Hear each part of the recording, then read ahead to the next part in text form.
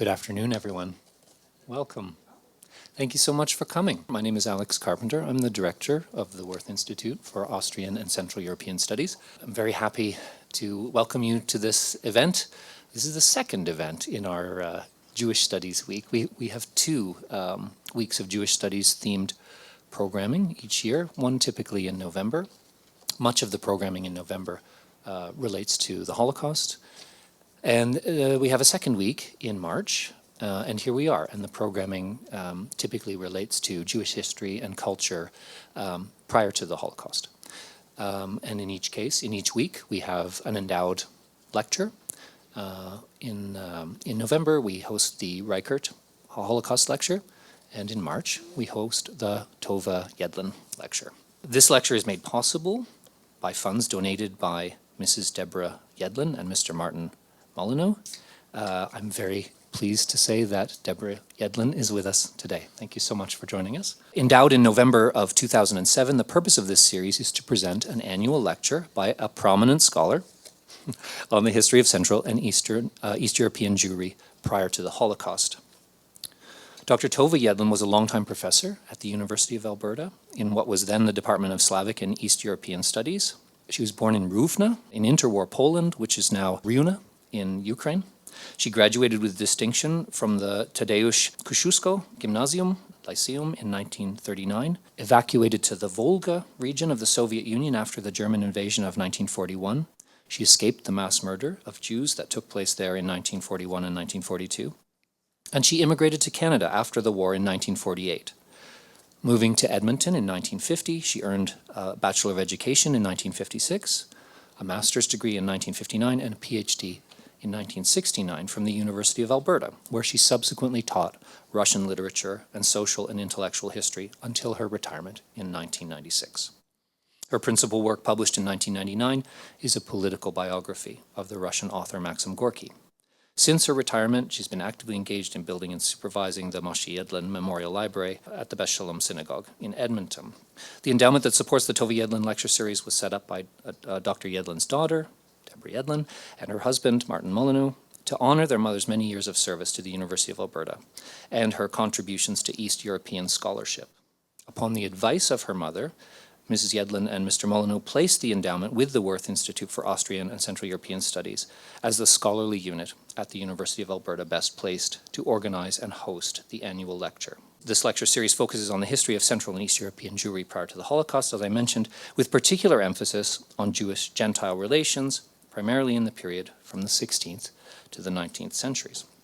In this case, today, the 2025 annual Tova Yedlin lecture, we will focus on Hasidism in the early 20th century. Nostalgia and Homecoming in 20th Century Hasidism is the title of our lecture today, and I'm very pleased that we are able to welcome Wojciech Tworek, who has come, well, from Montreal, but from Wrocław, Poland, via Montreal to be with us. He is the head of the Jewish Studies Department at the University of Wrocław. He is the author of the book Eternity Now, which examines the teaching of Shneur Zalman, the founder of Chabad Hasidism, and currently he's completing a book on the Chabad communities in interwar Poland, and together with Marcin Wodziński, who some of you know, is compiling an anthology of Hasidic stories.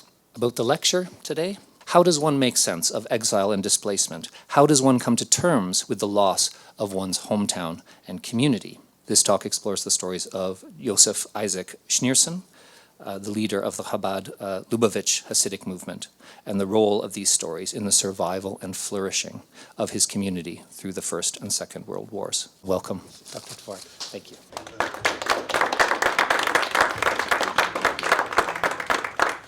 Thank you very much. Thank you all for coming. This is really a huge privilege for me to be here with you, to participate in this Jewish Studies Week. And I'm truly humbled by the honor to have this opportunity to deliver the annual Tova Yedlin lecture. And before I begin, I would like to thank everyone who made it possible, starting from the Wirth Institute and Professor Alex Carpenter and the Yedlin family. Again, I'm really touched to have this opportunity to share with you a bit my research and my fascination with the history of Hasidism. And I'll start with the questions that Alex has just raised. How does one make sense of exile and displacement? How does one come to terms with the loss of one's hometown and community? And these are some of the questions that many communities had to face in the course of the 20th century. And these questions gave rise to tremendous cultural and literary creativity, from novels and stories about cities and shtetls and small towns in Eastern Europe, to personal memoirs, to Yisker books, that is memorial books devoted to communities murdered during the Holocaust, to more or less fanciful cultural works of literature, film, theater, and so on. From, I don't know, from Fiddler on the Roof all the way to A Real Pain by Jesse Eisenberg, which became quite prominent recently. All these works and many more deal with the intimate memory of the lost home, process it in various ways, try to make sense out of the trauma of loss, and express the long-lasting impact of this trauma on the custodians of this memory. Many of these works carry nostalgic images of the Eastern European, of the old life in Eastern Europe. And these include works by Jewish authors who left Eastern Europe before the Holocaust, but also by those who left only afterwards. And oftentimes, when we talk about these works, we tend to see nostalgia as a stain on these books or theater works and so on. And many people tend to criticize these works for sort of portraying the Eastern European Jewish experience in these sepia tones, in beautifying or distorting this experience. Many works are criticized for simply turning this experience into a kitschy fantasy of the bygone way of life, and associated with it values such as intimacy, communality, piety, provinciality, insularity, rootedness. I'm using a list prepared by Jeffrey Chandler, by a Yiddish scholar from New York. But today I will try to convince you that nostalgia is not just a kitschy reconstruction of the past. I want to show you how nostalgic descriptions of the old home can be used creatively, how nostalgia may help individuals and groups coping with temporal distance and geographical displacement, and help them heal from the trauma of losing home and community. And I want to focus, as Alex said, on a very particular substream of modern Judaism, that is on Hasidism. Today, Hasidism is one of many branches of strict Jewish orthodoxy. I would say that it's rarely associated with nostalgia. I mean, it's true that it's often a subject of nostalgic descriptions in both Jewish and non-Jewish literatures, but I would say that both scholars and general audiences rarely see Hasidim as actors with their own modern literary agency, who would be capable of shaping their world with modern literary tools, such as, for example, nostalgia. So I'll try to prove them wrong today.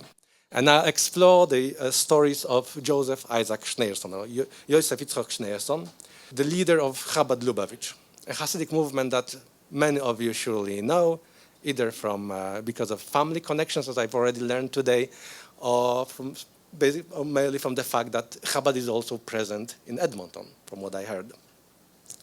And I'll focus on the role of these literary works in the survival of this community through the First and the Second World War. Schneersohn and his community center were displaced in the 1910s from Lubavitch, a town on the western outskirts of today's Russia. And he then used his talks, stories, and tales to foster the revival of Chabad community.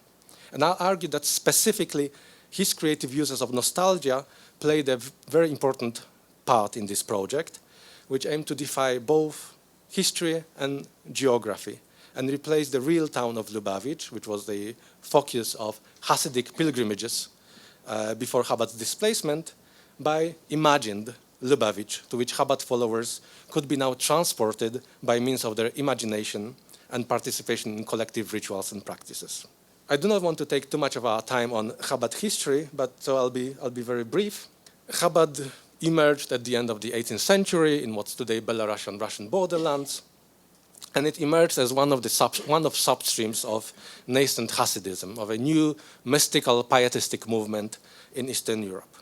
The founder of the movement, Shneur Zalman of Liady, went south from this Belarusian borderland to Podolia, which is today's Ukraine, and there he was exposed to Hasidic spirituality. Afterwards, he returned home, where he apparently gathered quite a number of followers. He died in 1812, and soon afterwards, his son and successor moved to the town Lubavitch, and this way Chabad gained this hyphenated name Chabad-Lubavitch, by which it is known today. And the dynasty continued throughout the 19th century, splitting several times, undergoing several crises, but at the same time growing its area of influence. On the screen you can see the approximate area of Chabad influence in the first decades of the 20th century. And that is this light blue area in the top right part of the map. And this is one of the maps from Marcin Wodziński's Historical Atlas of Hasidism, and it's based on the localities of Hasidic affiliated houses of prayer.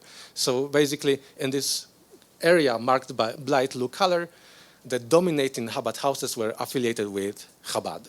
But the history of Chabad Hasidic Center in Lubavitch was interrupted by the outbreak of the First World War.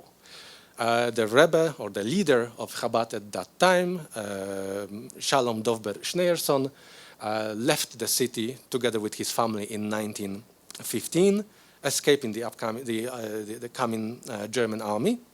And the Schneersohn family would never go back to the city, would never return to the city. Shalom Dovber died in 1920, and Joseph Isaac, whom I showed you a minute ago, became his successor. But he never returned to Lubavitch. He continued wandering first in the Soviet Union. Then, after a short stay in Riga, in Latvia, he settled in Poland in the 1930s. And in Poland, he had to rebuild his community almost from scratch. Chabad was, I wouldn't say absent, but was not very present in Poland, was not strong in Poland. And so when he tried to rebuild his community and rebuild his institutions in Poland, he could not rely on his old Hasidim. He had to recruit new followers. He was forced to go out to people, convince them to join Chabad. Mostly, and when I'm saying about going out to people, he had to go out mostly to Hasidim of other affiliated to other courts. And this experience of opening up to the world beyond the narrow Chabad community in Poland would later evolve in the post-Holocaust outreach ethos of Chabad that we know, I guess most of us know today.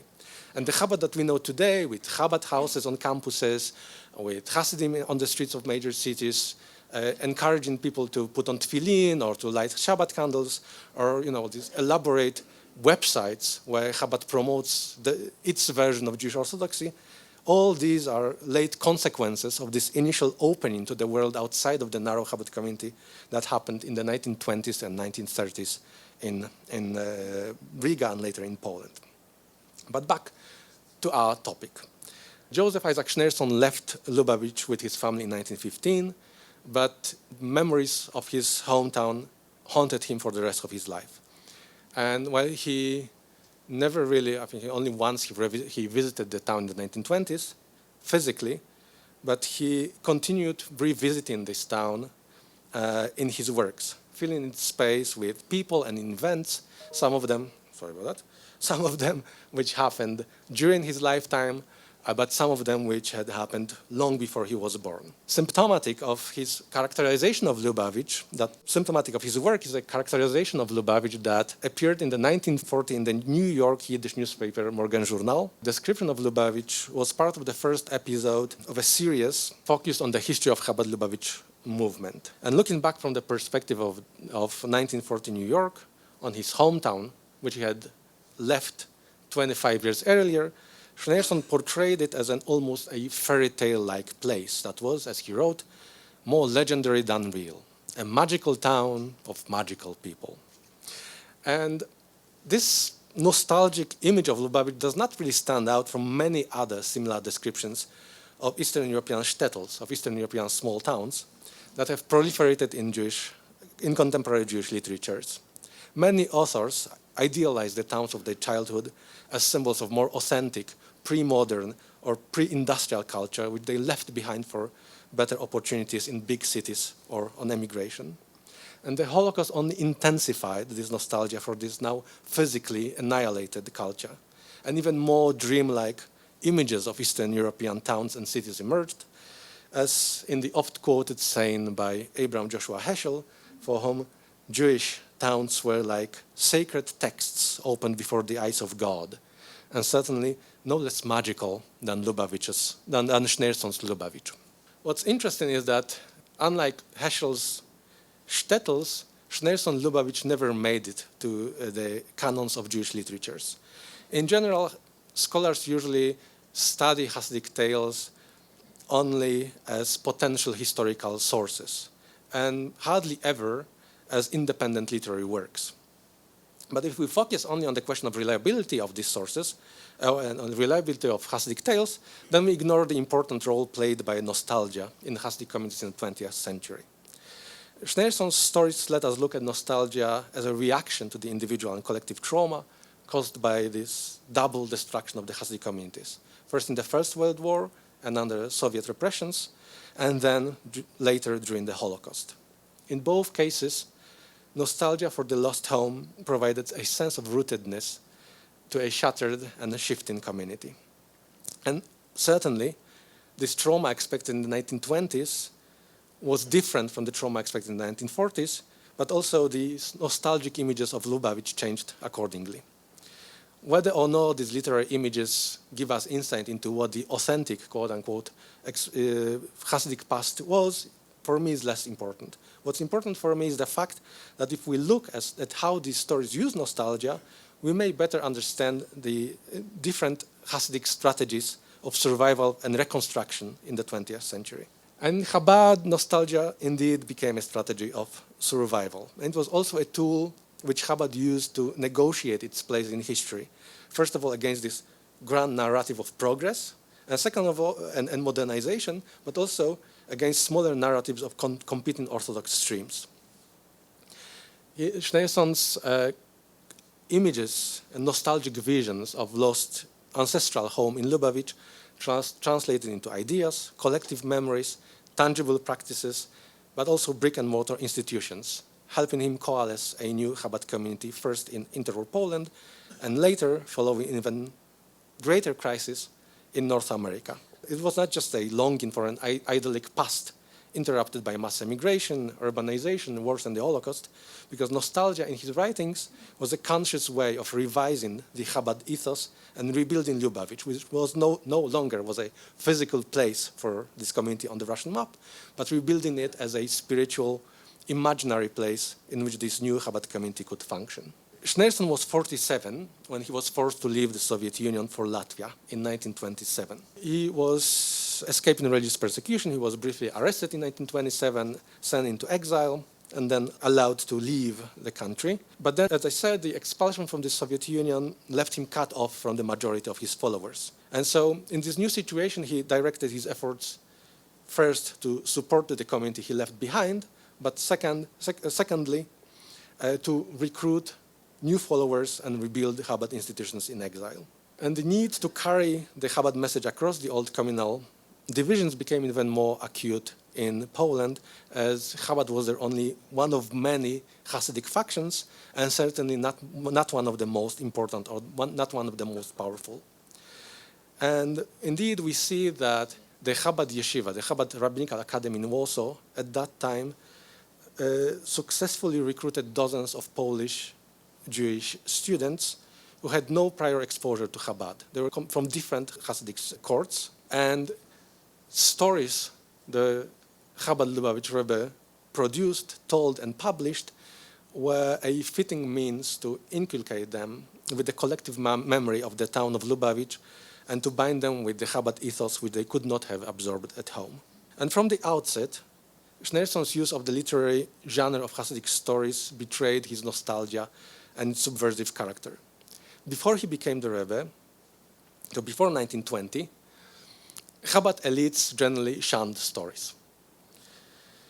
Chabad actually took pride in the fact that literary works of its rebbes, both published in print but also disseminated in manuscripts, were almost exclusively works of highly sophisticated Hasidic mysticism or of Jewish law or of halakha, and not stories.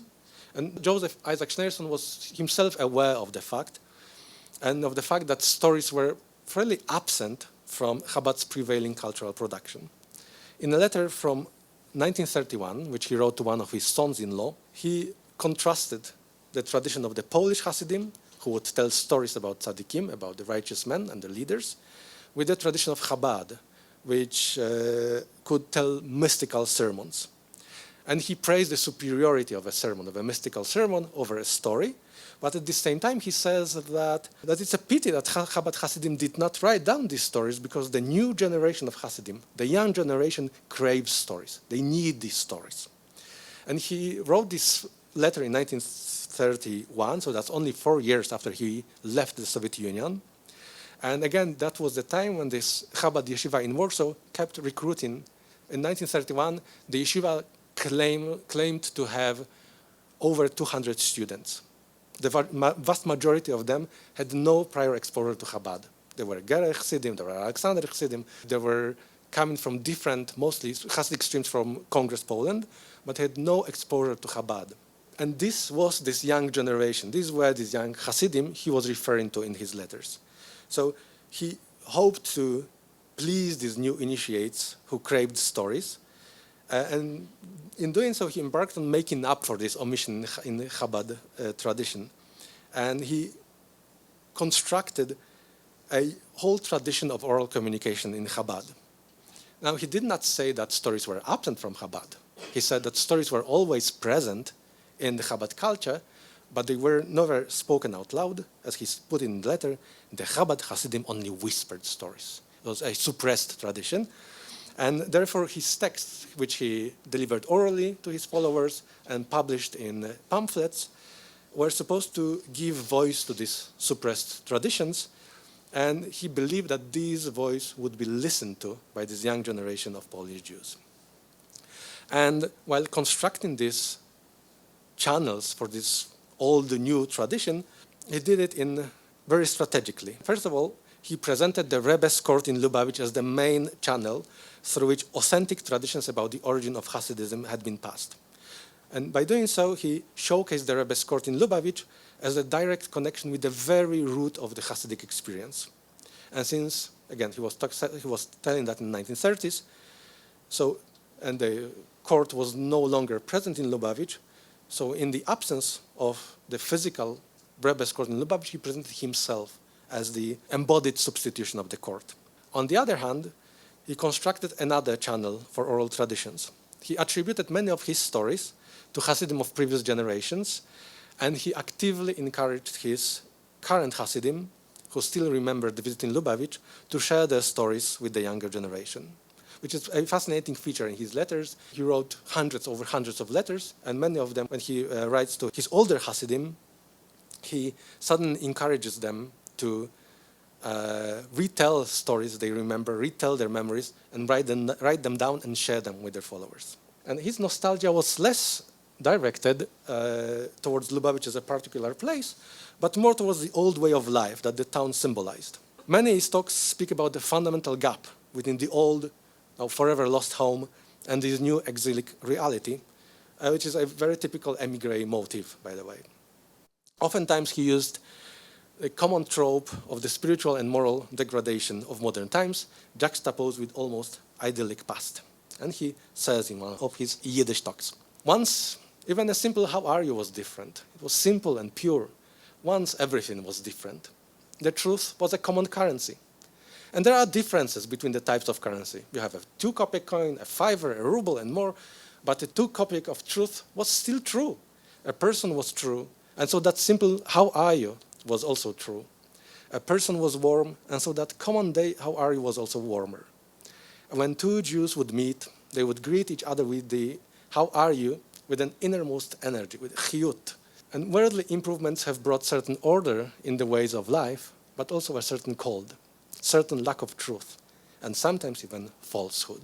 And this painful change brought by modernity he claimed, did not leave even the Chabad Hasidim unaffected.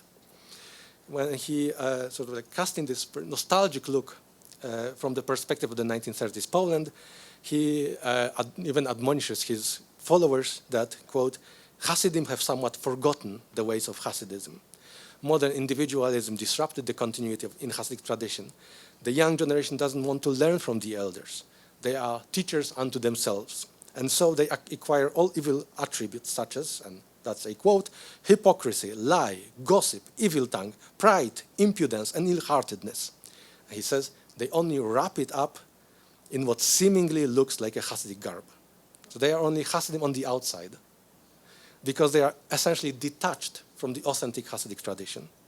And even those who studied in Hasidic yeshivas, he says, are not immune and are carried away on the wave of strange worldview. This is a time of a significant crisis in the Orthodox community where a lot of young people were leaving the Orthodox way of life and looking for existential answers, essentially, in secular Jewish and non-Jewish movements. So yeshivas were supposed to be a remedy to that mass desertion of youth, but we're not immune to that. And that's part of the diagnosis he offers here. But importantly, this image of the old world untainted by modernity was not just a resigned grievance over the lost past, when everything was bare. For Schneersohn, the diagnosis of the crisis served as a springboard to the presentation, also nostalgic, of the town of Lubavitch as an island of traditional spirituality and truth in the sea of modern falsehood and alienation, and to offering a path to the utopian renewal of Lubavitch in exile and creating the spiritual home away from home, and reattaching to this authentic tradition.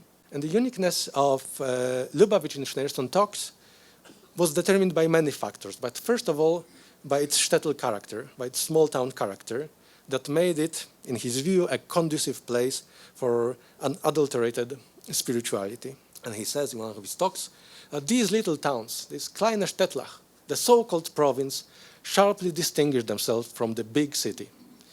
The province is characterized by its greater honesty and truth, in particular in the past years, when the general situation was quite different with respect to the truth and honesty, the same motive which we saw just a second ago.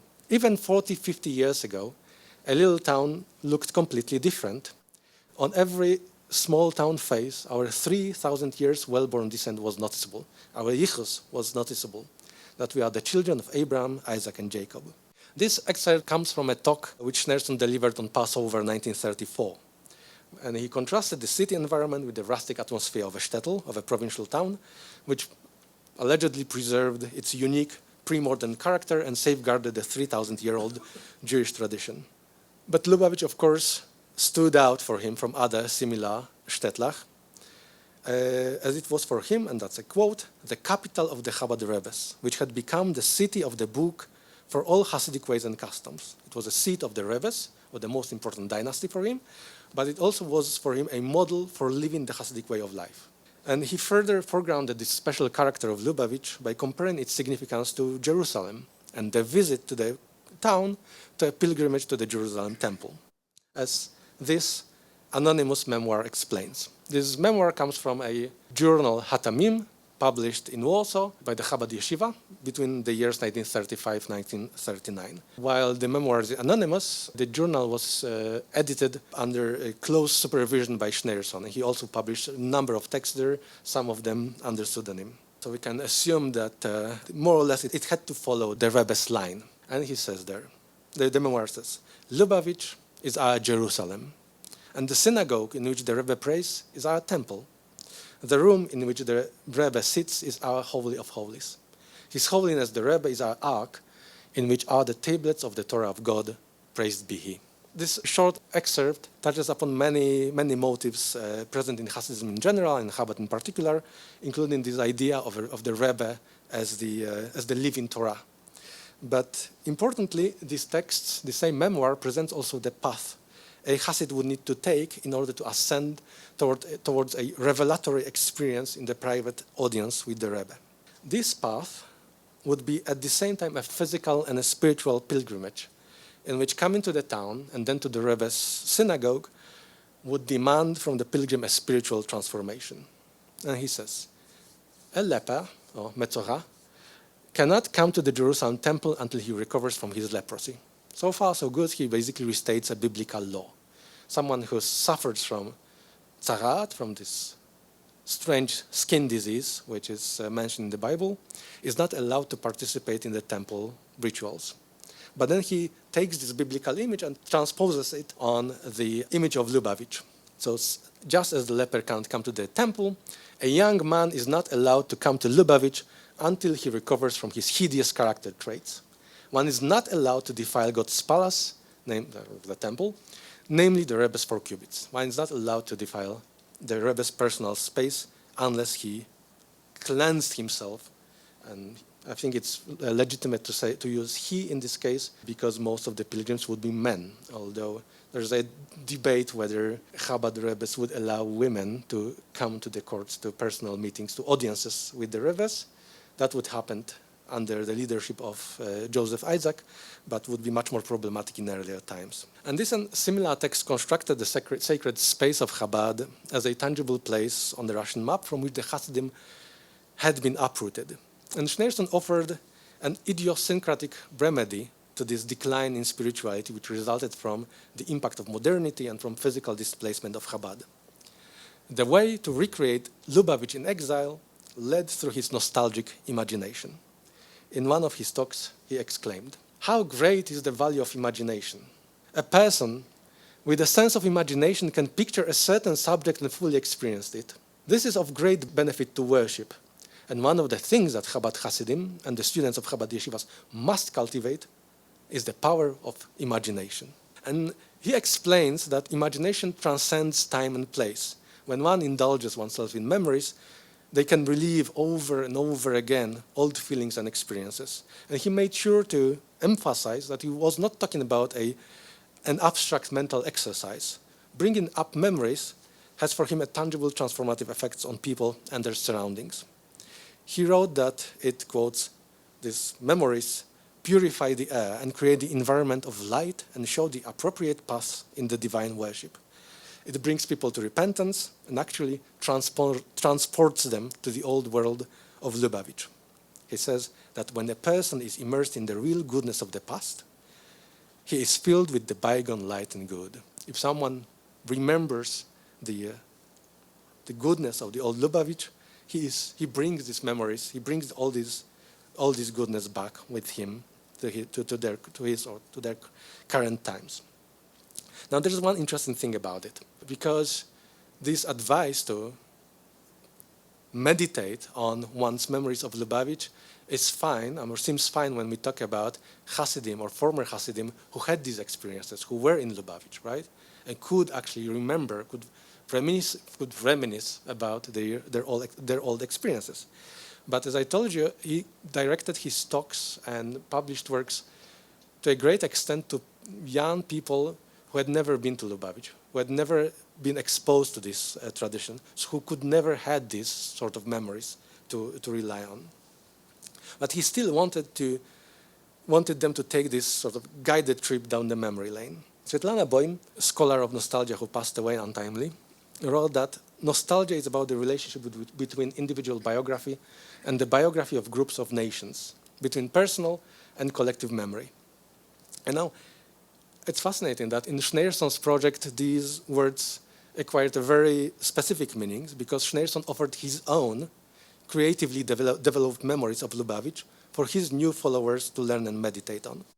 His storytelling generated a collective, shared lived experience of the past, and when his audience listened and retold his stories, they bound their lives with the fate of the Rebbe's dynasty and could experience the atmosphere of Lubavitch even if they had no personal recollections of this town. And his published talks served this purpose, and so did Hasidic festive gatherings, which were focused and which were centered on storytelling.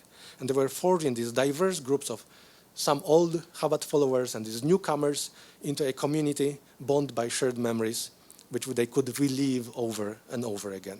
Schneersohn's efforts in Poland came to an abrupt end in the autumn of 1939 with the outbreak of the Second World War. He escaped from German-occupied Warsaw, and in 1940 he settled in New York. His relationship with America was marked by an apparent paradox. On the one hand, he famously declared that Amerika ist nicht kein anders, that America is not different from Europe when it comes to living Jewishly.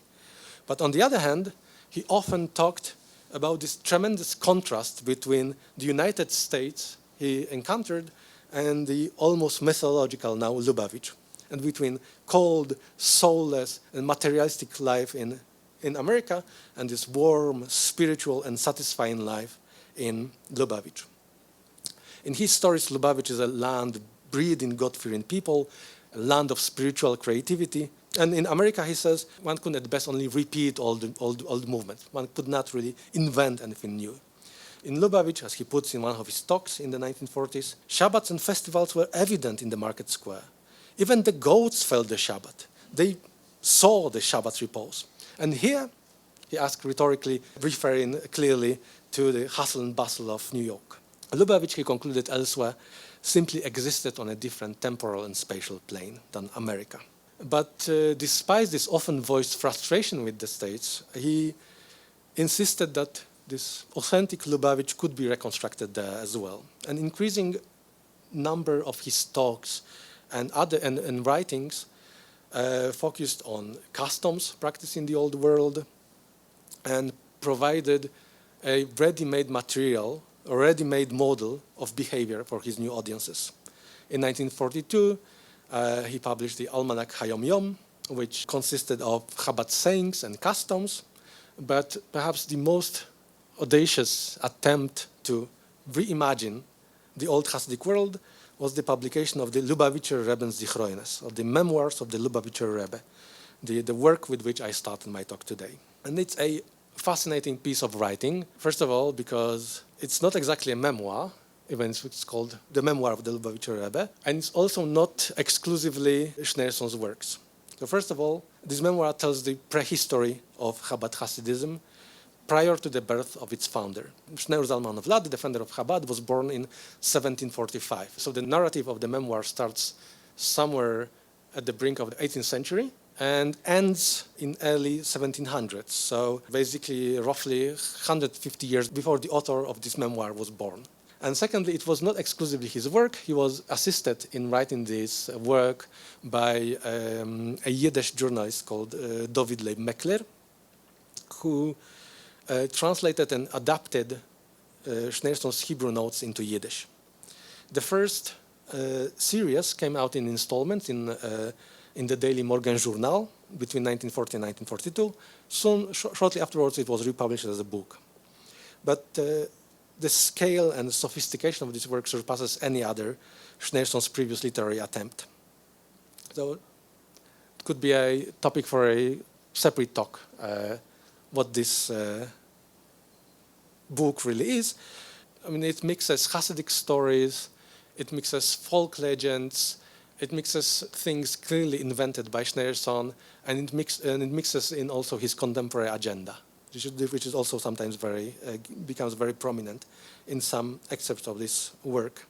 But importantly for our topic today, the first 9 chapters focus on the origins of the town of Lubavitch, a town described here as a town founded by hidden tzaddikim, but hidden righteous men and hidden Kabbalists, who moved there in the middle of Belarusian woods because the seclusion of this place made it perfect for meditative isolation, for something the Hasidim called hitbodedut or hisboidedes. And the very name of this town, Lubavitch, would encapsulate the main message he wanted to get across. And he writes, Reb Meir is the person he describes as the founder of Lubavitch, one of those hidden tzaddikim. Reb Meir was doing plentiful acts of loving kindness towards Jews and non-Jews alike, and his name soon became famous. It comes as no surprise then that when it came to naming the new settlement, its name fit Reb Meir's characteristic traits. And what characterized Reb Meir better than his love? Love towards Jews, non-Jews, and towards the mute creatures, that is, towards animals. Hence the settlement was named Luba, which both in Russian and Polish means love. Now the Polish speakers among you may contest this account, but let's skip it over. And only later the suffix vich was added, and so it became Lubavitch. And so Lubavitch became the symbol of human love, love of Jews and Gentiles, in short, of the entire creation. And of course, also of the master of the world, also love of God. This new and clearly entirely fictional account of the story, of the origins of Lubavitch portrayed the universal mission of Chabad in an unprecedented way. In the Hebrew draft of this text, Schneersohn added one remark that was not included in Yiddish, most likely because it's slightly overburdened with Kabbalistic jargon. But he explains that the name is a channel through which the divine life-giving energy flows to its carrier. This was not included in the Yiddish version, but when he calls Lubavitch the town of love, he's not so much describing the prehistory of the town as he's defining the essence of the present inhabitants of his imaginary Lubavitch.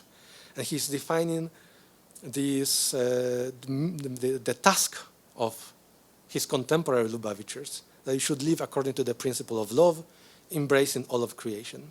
The timing is also important because these memoirs appear in the Morgan Journal at the time when Schneersohn was appealing to the broader community for the immediate repentance, of all American Jews. Repentance that should bring immediate redemption. So that's one of the slogans of Chabad at the time, Le'altar L'tshuva, Le'altar L'geula, immediate repentance, immediate salvation. His appeals that all Jews should join the Chabad-run efforts to prepare the grounds for the Messianic Advent were published in the very same journal, in the very same newspaper, in the Morgan Journal, that published his memoirs.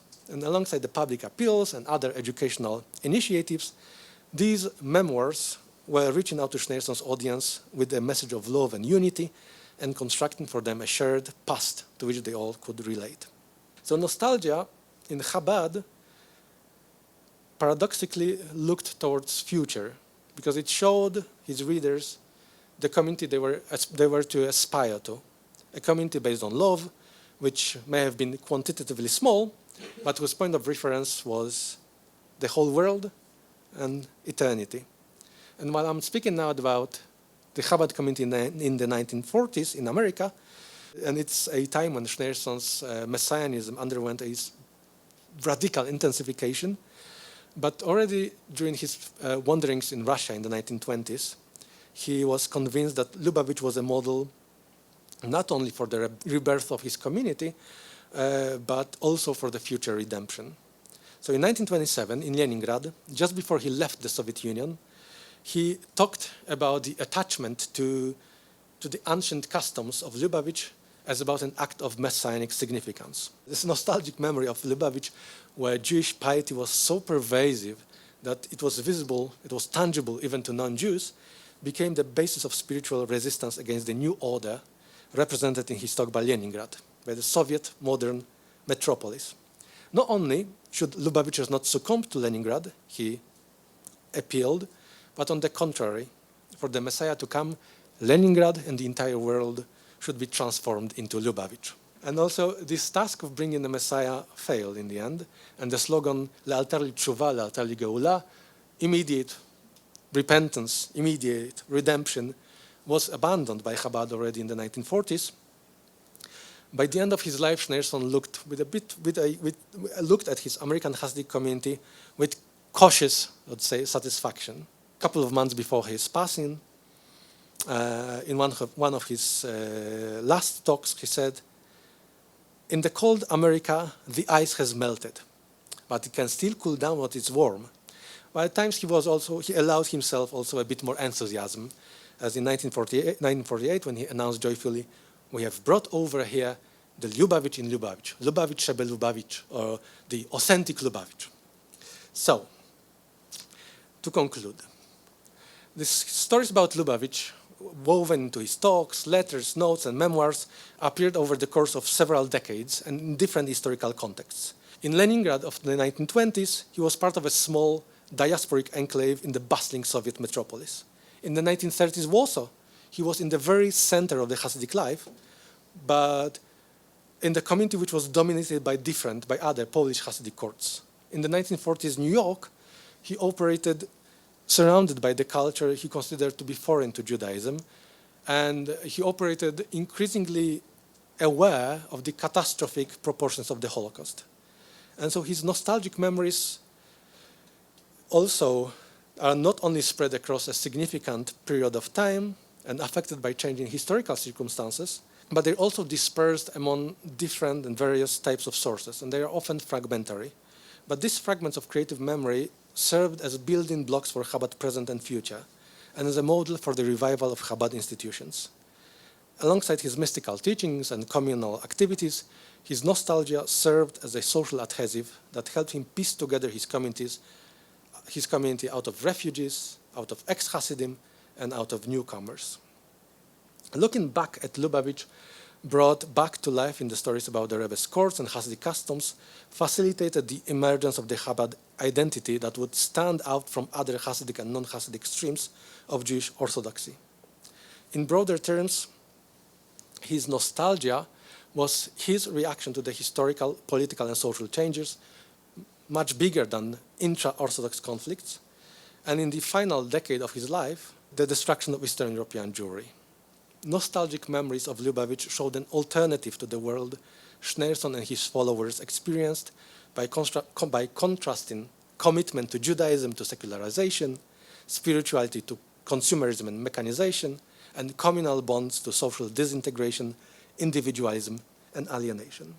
British scholar Alistair Bonnet writes in his book on Nostalgia and the Left that, I quote, "One of the most troublesome and most interesting aspects of nostalgia is that it complicates distinctions between modernity and non-modernity, and between what is authentic and what is, quote, invented."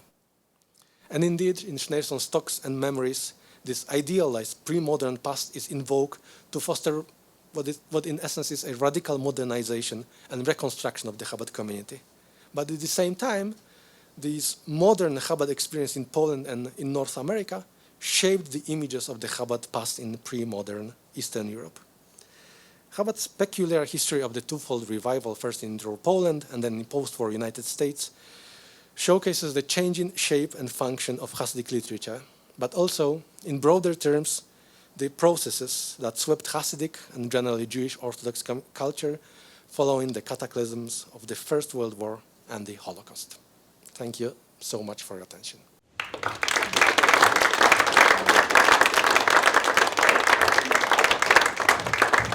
Thank you so much. We have time for Q&A. I would take the opportunity, though, because I have the microphone.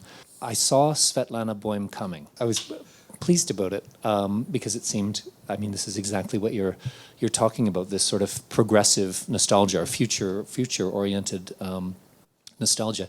This is something that you're talking about in the context of Chabad at this particular time in the early 20th century. It's symptomatic, I think, of the time and place as well, like in Central Europe, that this kind of anxiety about the past and how to negotiate with modernity is, you see it in literature, you see it in art, you see it like sort of across the spectrum. Can I ask about this idea of nostalgia? You invoked it, but you didn't mention it, and that is that Svetlana Boym has a typology of nostalgia. There's a type that is what she calls reflective, which is this idea of somehow we have to recapture the past, a desperate desire to recapture a past that's lost. And what you're talking about, I think, is what she calls restorative nostalgia, which is how do we negotiate with the past to move forward? So a progressive nostalgia. But there's a paradox. So you're talking about the idea of Schneersohn creating a fiction, essentially, in order to move forward. But this idea of a reclaimable past is a fiction also. Is that reasonable? That he's in this sort of in-between space. He's making up a magical Lubavitch in order to do something positive and progressive in sort of with the community post-war. But the idea of a reclamation of that's the real fiction, in a way. Thank you for bringing the conversation back to Svetlana Boym. Her work on nostalgia is absolutely a must-read, and it's such a beautifully written book that I definitely recommend it to everyone, not necessarily the person working on nostalgia. And I think the paradox here is that I'm trying to show that these two types of nostalgia are also described by Svetlana Boym in political terms in a way, right? And this, so the restorative nostalgia is associated first and foremost with conservative communities and conservative societies. So when we think about Hasidism as a conservative movement within Judaism, I mean, not in terms of Jewish denominations, but in terms of political stance, I would say, then this restorative nostalgia should be part of Chabad worldview. Well, it's the other way around. I think this is a fascinating example of a conservative Orthodox movement who uses this sort of progressive nostalgia to reclaim this past that never existed. I think it is truly a fascinating feature of nostalgia in general, right? That it refers to a constructed reality. And it navigates this border between what's invented and what's, again, quote-unquote, authentic very skillfully. The fascinating thing is that in Chabad contemporary community, there's a certain ambiguous attitude to this work as well. First of all, they are not sermons, they are not mystical sermons, so they don't belong to this top echelon, to this higher strata of Hasidic literature. Many Hasidim are fairly cautious when it comes to the reliability of these sources as well. I think very skillfully navigate this question whether this is a 100% true representation of the past. But it still carries this moral or communal value. And especially recently, there's been more and more translations of these stories published in English for Hasidim who do not read Yiddish fluently. So they could also rely to this memory and reconstruct their idea of Chabad based on that. Yeah, I was just curious about what drew you to tell this particular story of Hasidim. Hasidism is extremely present in contemporary Judaism. And it doesn't matter, really, whether you're Jewish or non-Jewish, or whether you're Jewish in this way or another way, as long as you live in this part of the world, or as long as you live in Poland, as long as you live in a place with a sizable Jewish community, you will encounter Hasidism. For many people who have no contact with Hasidism whatsoever, if they think about Judaism, they imagine Judaism via Hasidism. When they think about Judaism, they think about a man in black coat and a hat, or about a woman in a wig somewhere in Williamsburg or in Mile End or whatnot. The cultural presence of Hasidism is something absolutely fascinating. Its presence in the contemporary community today, its presence in literature, its presence in cinema, its presence in theater, in all other cultural productions. The first question is basically the desire to understand better the place Hasidism occupied in the boots on ground, the Jewish community today, but also to understand better sort of this phantasmagoric representations of Hasidism present in general culture today. So that's the general attraction, I would say, of Hasidism. I would not like to create an impression that Chabad is the most interesting or the most important stream within Hasidism. Hasidism is a very diverse community with very interesting histories or sub-histories, very interesting stories to tell. Chabad is just one of many of these groups. This literary revival and the story of Joseph Isaac Schneersohn shows how Hasidic cultures intertwine with general cultures. And again, I think it's a beautiful story that tells how false is this image that shows Hasidic communities as a world apart. Again, I think we hardly think about Hasidim as writers or as modern writers. And we hardly think about Hasidic writers or Hasidic authors as so intimately involved with modern literary trends, for example. If we sort of change our optics a bit, we can rediscover this world and this culture as something very different, and it's good that it's different, but also very close and very inspiring in many ways. Not necessarily in the way that your local Chabad Shaliach would like to inspire you, but showing you different strata of this very diverse Eastern European or Ashkenazi Jewish culture. I'm interested in, and you alluded to it in various ways, but if you could talk a little bit more about the social practices around these stories. Any of us that were in Eastern Europe in the 1990s, the Lubavitch were everywhere, right? This is the great proselytizing group. I'm just wondering if you could talk a little bit about historians of of religion, talk about conversion narratives, and how when you convert, you join a story. And you've talked about this a bit in terms of Svetlana Boym. So how are these stories used? How do people join themselves to these stories? Can you tell us a little bit about that? Thanks. We do not have that many recollections of these times when these stories were created, published, and told by the Chabad Hasidim. We can learn a bit about the context of some of them from their content as well. I mean, the sources that I used today were threefold, basically. One were written down and published Yiddish talks that were delivered orally at different occasions by the Rebbe himself, usually on the occasion of a festival or of his visit in some locality. And sometimes some of these things were heavily edited by him later on. Some were much less edited and contain comments like, these are the notes of one of the listeners, for example. So sometimes from the context we can learn a bit more from other sources how many people were there and so on and so forth. And these were very digressive talks. So these were never purely stories. He would start from addressing the listeners and then go on telling a moral lesson or referring to a portion of Torah from a different, from a certain time of the year, and then suddenly digressing into a story and retelling this glorious past of Chabad. It's particularly visible in his talks delivered around holidays, because then he loves to describe how these holidays supposedly looked like in the time of his ancestors in Lubavitch, or sometimes how these festivals look like in the time of Baal Shem Tov, of the founder of Hasidism. So this is one of the sources. Another source are things he published in Hebrew in this journal, Hatamim, and another are these stories published in Morgan Journal or in the press. Especially the talks. Most of the talks were, all these talks delivered in interwar times, in interwar years, were published almost immediately in Yiddish, first in Latvia and later in Poland. They were reasonably widely disseminated. I mean, according to the data we have, which are not 100% reliable, but such a pamphlet could have from 3,000 to 6,000 copies. And people would read them and retell them.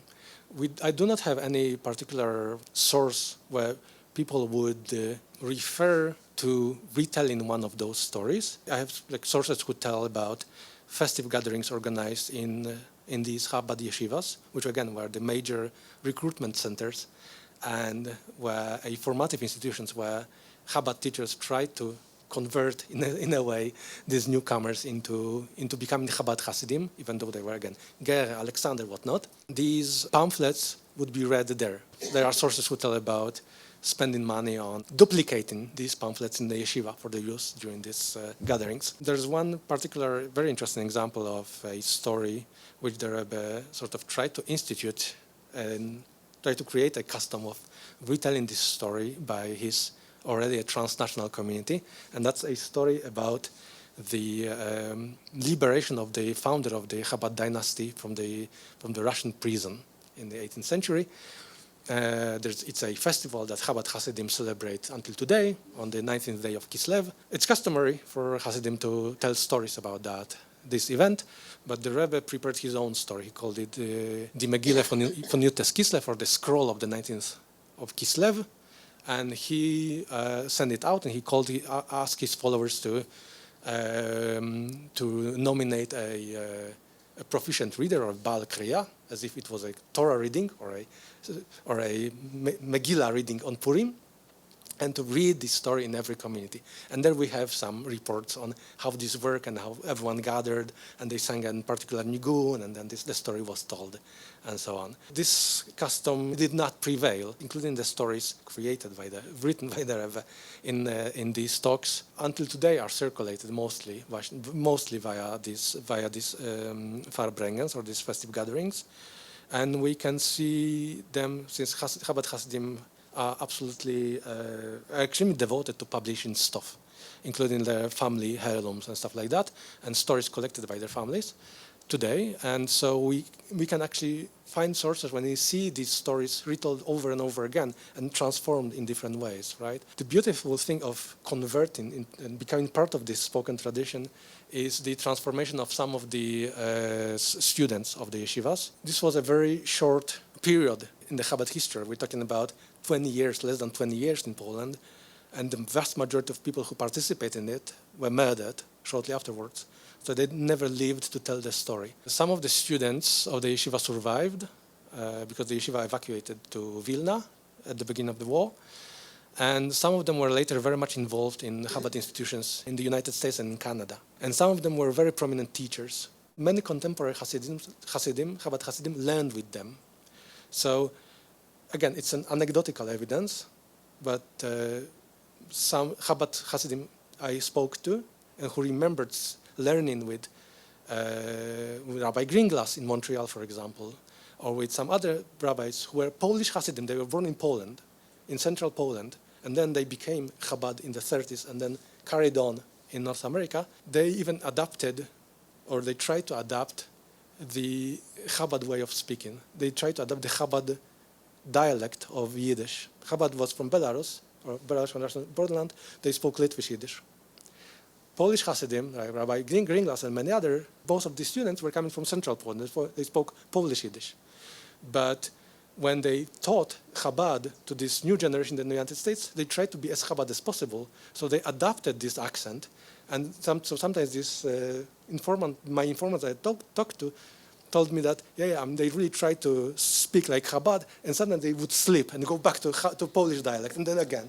So this is a very interesting sort of embodied way of becoming part of this story. Generally, nostalgia, people tend to have nostalgia. From ancient Greece, Rome until now, we read in the sources about lost generations, that they are not the same, they don't want to learn, lost spirit, and how beautiful was hometown, connected to the childhood usually.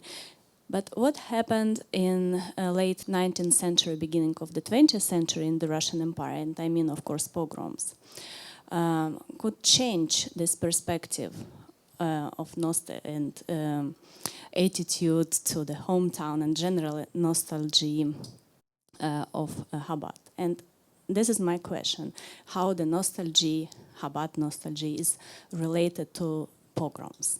And the second question, if you could compare the nostalgia of Chabad community with, for example, Bratslav Hasidim or Litvakus, if you see something different here, something particular features which only inherited to Chabad nostalgia. You're absolutely right that this is not a phenomenon that's in any way limited to Chabad. Whether the pogroms or anti-Jewish violence impacted this nostalgia and these nostalgic images, certainly yes. As I see it, these nostalgic depictions are a direct response to this experience of violence. You won't find many direct references to it in these works.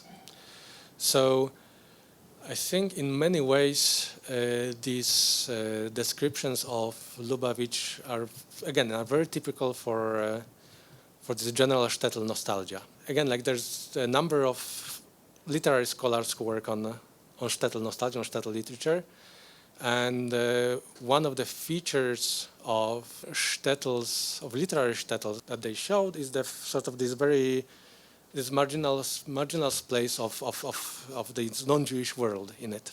In Schneersohn's Lubavitch, this is exactly the same. So Gentiles, including Gentile violence against the Jews, is very minimized. So they are used sometimes as a sort of a literary device to showcase or to emphasize again the piety of local Jewish inhabitants. Otherwise, they're not there, and they are they sometimes the violence is showed as this almost mythical or cosmic moment in the history, which changes, which radically interrupts the shtettl's history. But other than that, the fact that the coexistence there or the struggle against the state must have been very difficult does not necessarily, does not impact this beautiful and and images of the town. I went back to this image because I wanted to show that this image is also a late representation of Lubavitch. It's also, I guess, nostalgic in many ways. It's different in the extent that it actually shows church as present in Lubavitch, which is more than many of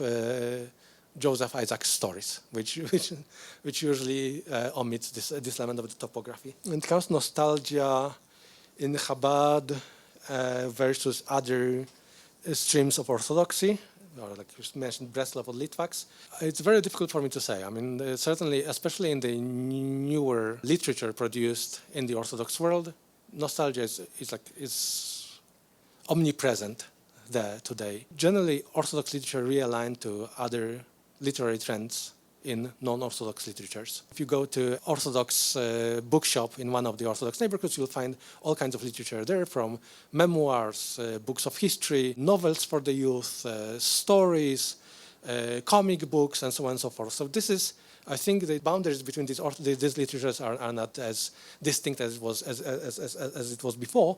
The difference between Chabad nostalgia and other nostalgia is historical. I think in many extents, the Joseph Isaac's involvement in literature makes him stand out from other leaders of his time. In this way, he's a trailblazer in Hasidic literature. I might be mistaken, so I'm not sure. Certainly, when we come to the question of conversion to strands of Hasidism and bringing this memory over to the New World, be it United States, Canada, or Israel, then we'll see very similar mechanisms, especially when we talk about marginal communities such as Breslov. Breslov was a marginal community before the war. It became more or less prominent in Israel only from the 70s on. It's a very new phenomenon.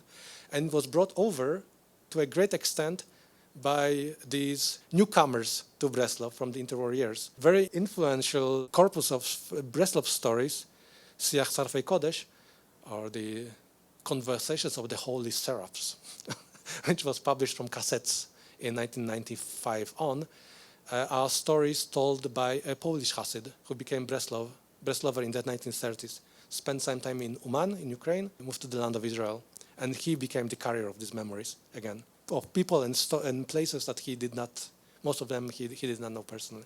So in this way, this is very similar. As you suggested, nostalgia and fictionalized pasts have been used in a number of places. An American might think of baseball on a summer evening, even though there's a smoke-spewing chemical plant in the background, and Canadians might think of hockey on the pond when it's warm enough for skates to actually glide.